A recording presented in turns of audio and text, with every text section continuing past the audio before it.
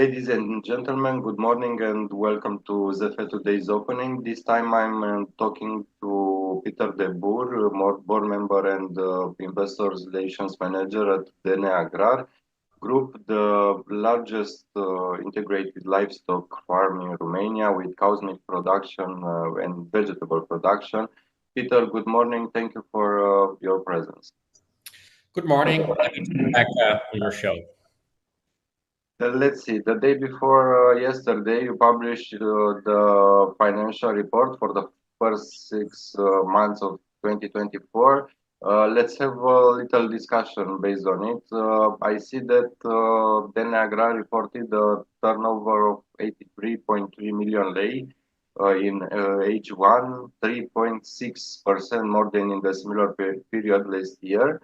Net profit was down 0.6 from H1, 15.1 million lei, and net profit margin remained steady at 18%. How was the second quarter for business? The second quarter started quite well. We saw a stabilization of the milk price, especially in the later part of the second quarter. In the first quarter, we had a reduction of sales price in regards to milk of the milk price of 25%. In the first half year, we saw a decrease of 12%. So the decrease slowed down and mainly it stabilized. So that was a good sign. Of course, we started the construction of our new farm, the Deschiderea farm. There we started to mainly construct from April. We did already some pre-works in Q1, so that was quite okay as well. But of course, we were also affected by the heat wave. Last year, the heat wave started mainly, or when we really saw effects by the milk production. We saw that in end of August, and the main reduction of milk produced per day we saw in September. Now we had really high temperatures already in May, from the middle of May, although that is not really seen in the figures, because the beginning of May the milk production was quite well. But we saw already a reduction in our milk production per day in the last 2 weeks of May, and that continued in June. And June was extremely hot. As well as we had quite also a number of pregnant cows, higher number of pregnant cows than the previous months. But mainly the main decrease came to the heat wave, and especially a poult farm was hit hardest by it. To give you some example, we produced before over 180,000 liters per day. At the moment, we produce, I just checked it before the interview, the last couple of days, we produce around 164,000 liters. So the milk is still down, and with our current investments that we did, we need to grow further to 200,000 liters per day currently.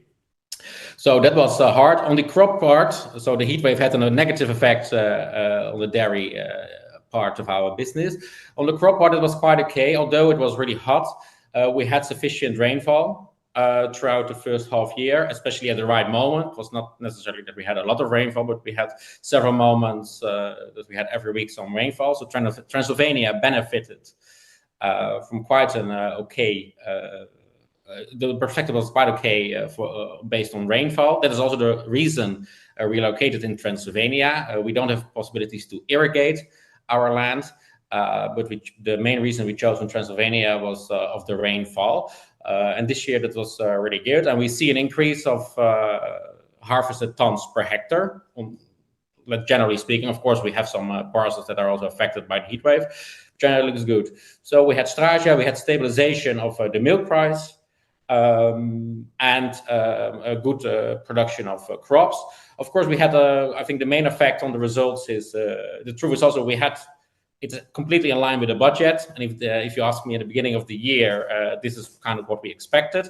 After Q1, we had a little bit higher expectations for Q2, but of course we didn't consider the heat wave that we had in June, and as well we had a correction on the subsidies. There was a recalculation done by APIA on the subsidies, and it had a negative effect in our case of over 800,000 lei.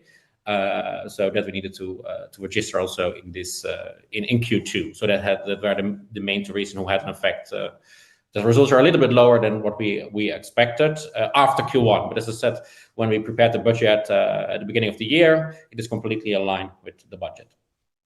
So the weather is a significant problem right now, and I see that sales remain constant, although the amount of milk delivered increased by 17%.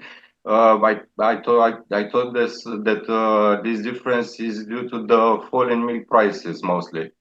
Yeah, so we saw an increase of 17% of production, but we saw also throughout the first half year a reduction of sales price of 12%. And of course, you can imagine 17% of extra milk doesn't mean 17% extra profit. You have also extra cost, etc., to produce those liters of milk. So more or less that you could see as balance. Okay, we had a reduction of 12% in milk price, and we produced 17% more milk. So with that, we could maintain, let's say, more or less the turnover. What is the outlook for milk prices? How much further is it expected to drop?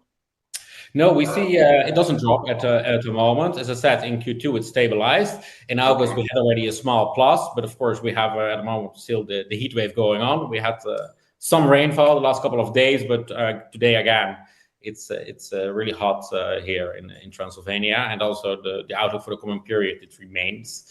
The prediction is that it remains hot or high temperatures. What I could say is in September we will see another increase in our milk price, a more significant increase, and especially in October our milk price will further increase. And we expect, because we see on the European level, we see the increase of demand.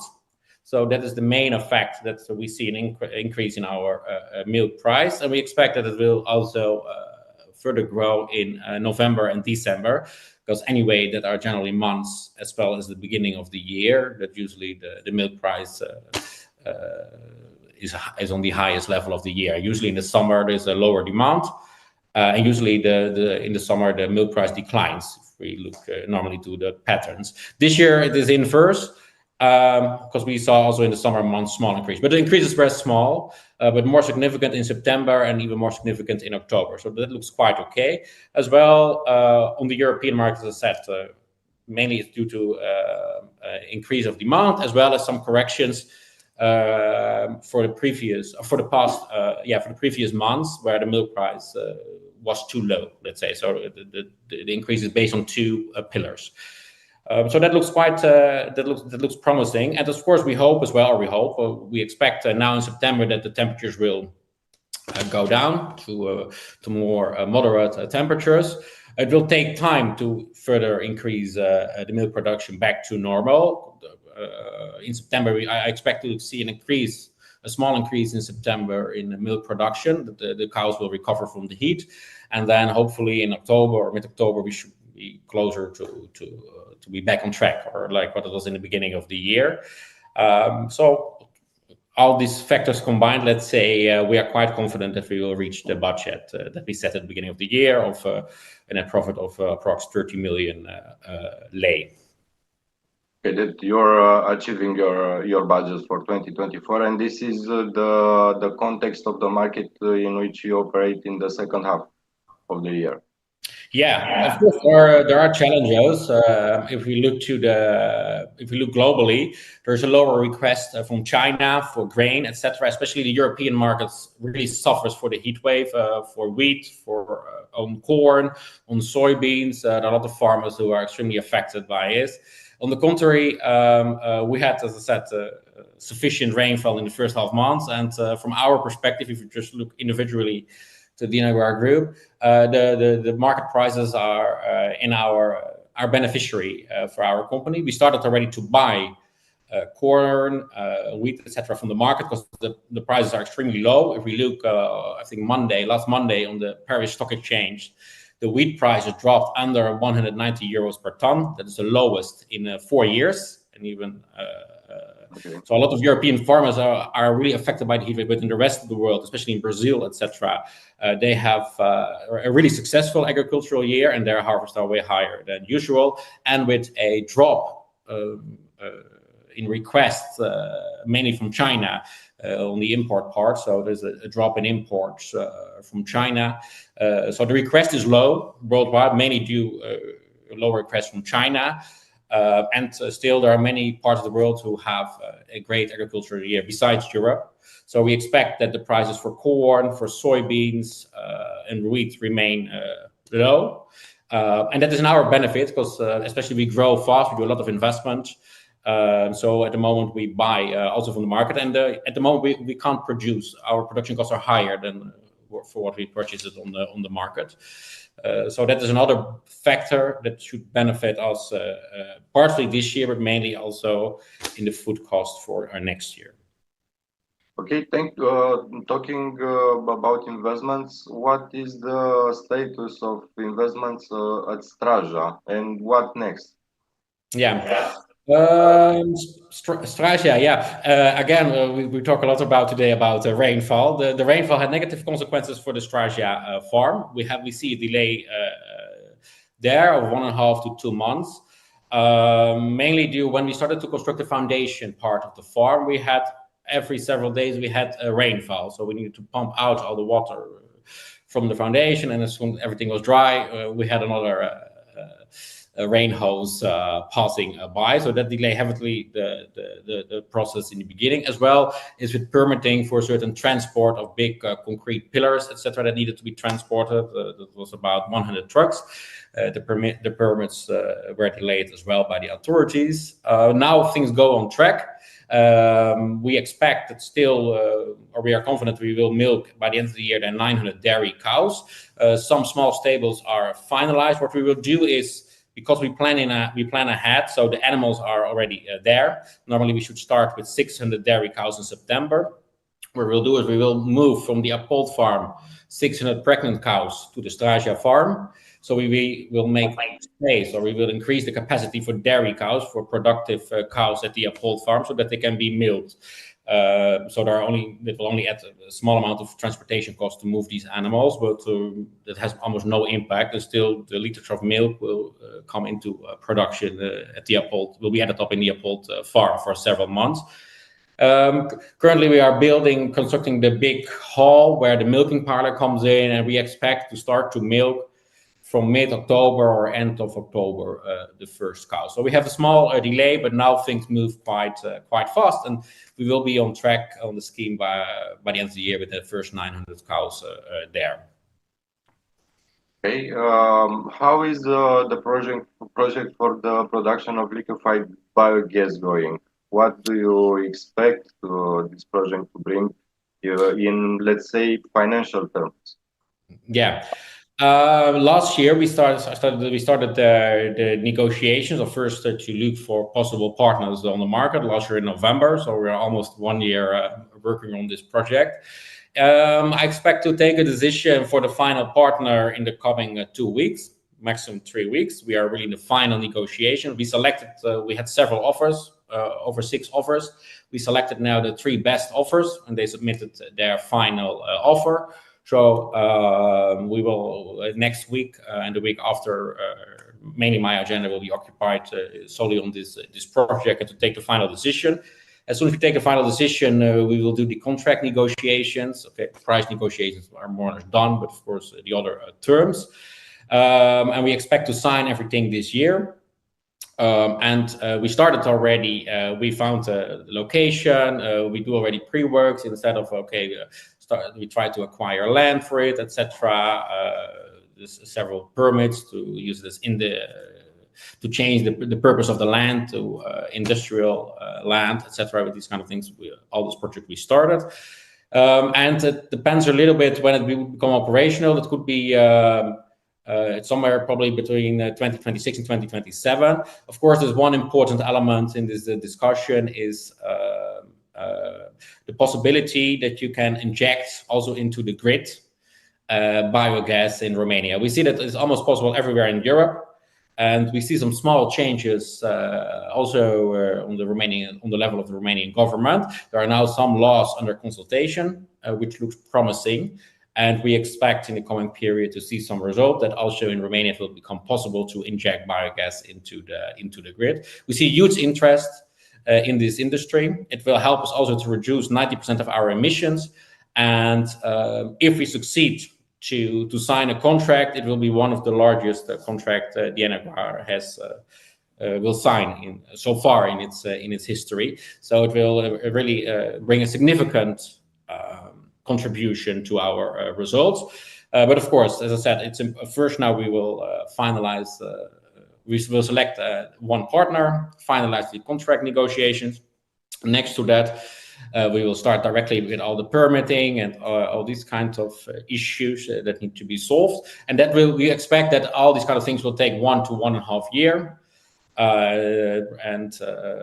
So in 1.5 to 2 years, it could be operational. But there's one important element is that Romania allows biogas to be injected into the grid. And it makes also sense because currently smaller projects could obtain subsidy in Romania to produce electricity. But biogas stations that produce electricity, there is not a single one in Europe that can compete with solar or with wind energy. So they are not profitable without any subsidies. It doesn't make sense. So, but from waste, manure, and there are a lot of also chicken farms, etc. That's heavily industrialized in Romania. So there are lots of opportunities for biogas and for green gas. So I expect a change there, but of course we need to see how it goes. But as I said, it's quite promising because the government start to talk about, to discuss it. They have already possible legislation on the consultation. So I expect positive step. But we will come in the coming period with some press releases in this regard to get some more about the financials. What about the compost plant? Yeah, the compost, the machine at the moment is somewhere between Japan and Europe. It's on the boat. Unfortunately, due to the war in Israel and Gaza, the boat needs to ship 5,000. It needs to take a D route of 5,000 kilometers. So it is, we expected first to receive the machine in the 1st of January, 1st of September. Now we expect that the machine will arrive around the 20th of September. So by the end of September in the harbor of Constanza, and then we will bring it to the Apol farm, and the installation will only take several days. So by the end of this month of September, by the end of September, the compost plant should become operational.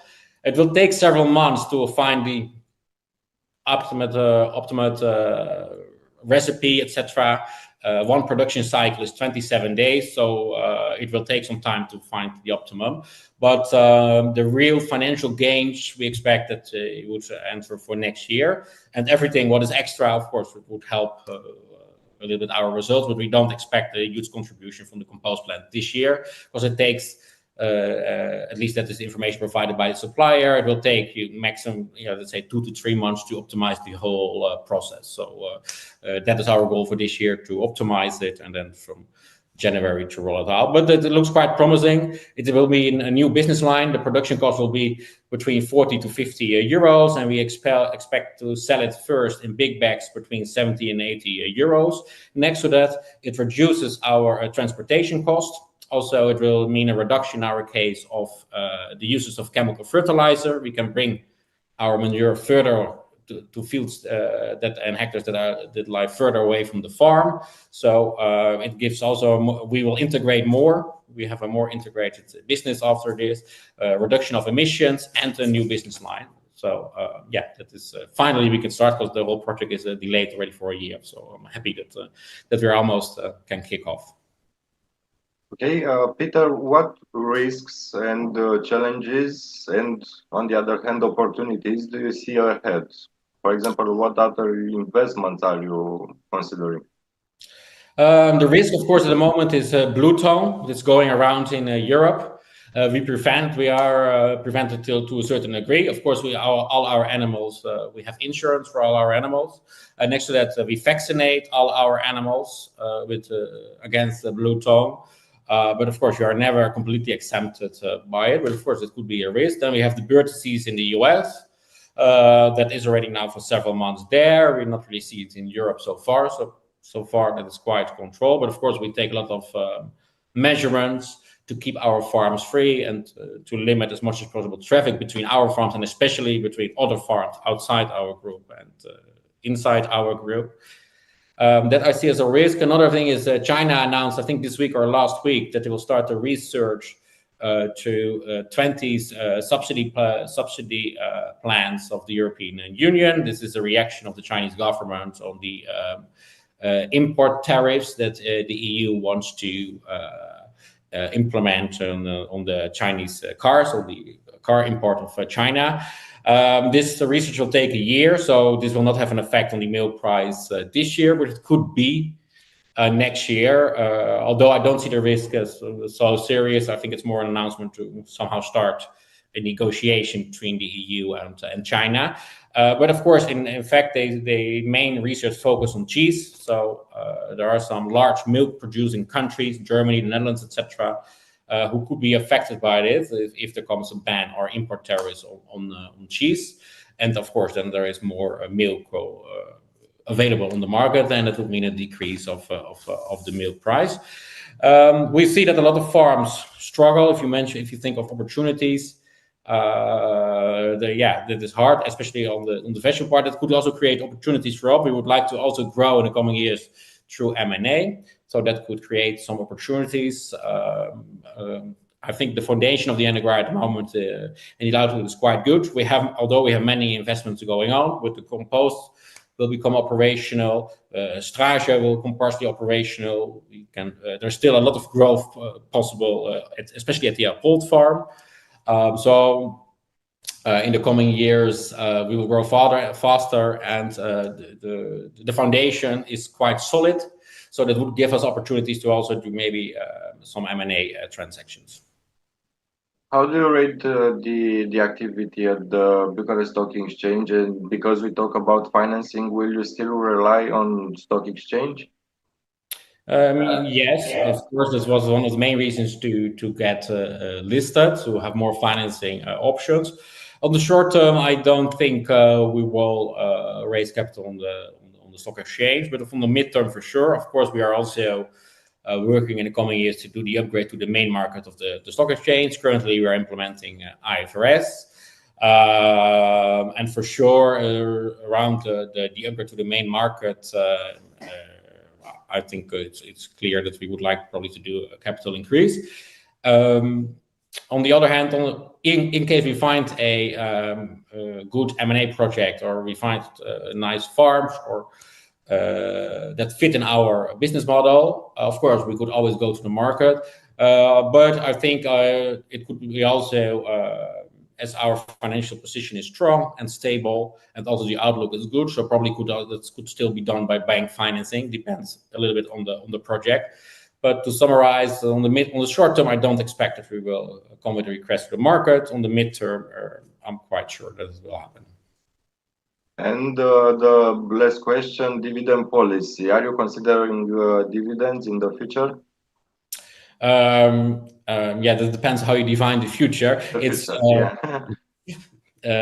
a request we get many times, or almost every quarter. I get this request, mainly from our investors or possible investors.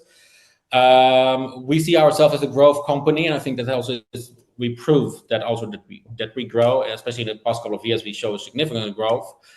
Currently, we do significant investments, and especially if you as an investor look for a mid or long-term investment, I think we are a really stable company to invest in, with a proven track record so far, and with our doubling strategy of our business by the end of 2027 and 2028. It is clear that we will further grow. So we at the moment there aren't any plans to start also to pay out dividends. It's not that we are against it whatsoever, but we are a growth company, and we think that we can create more value through invest and to speed up our growth. But of course, there will come a moment that we will also start to pay dividends. But in the coming years, I don't expect it. It could be a case, okay, if we have a more quiet year, or we do less investment in a specific year, or I don't know, there are stabilizations or whatsoever, okay, maybe we could make an exception. But normally, it's not our goal. We look our company is more focused on mid and long term, and that type of investors by the end of the day also fit, I think, best to our company. But of course, everyone is free to invest in the AGRAR. Okay, Peter, thank you very much for the conversation. All the best. Thank you very much. Dear listeners, I conclude here today's opening edition. With me was Peter de Boer from the AGRAR. Thank you very much for your time and wish you a profitable trading session.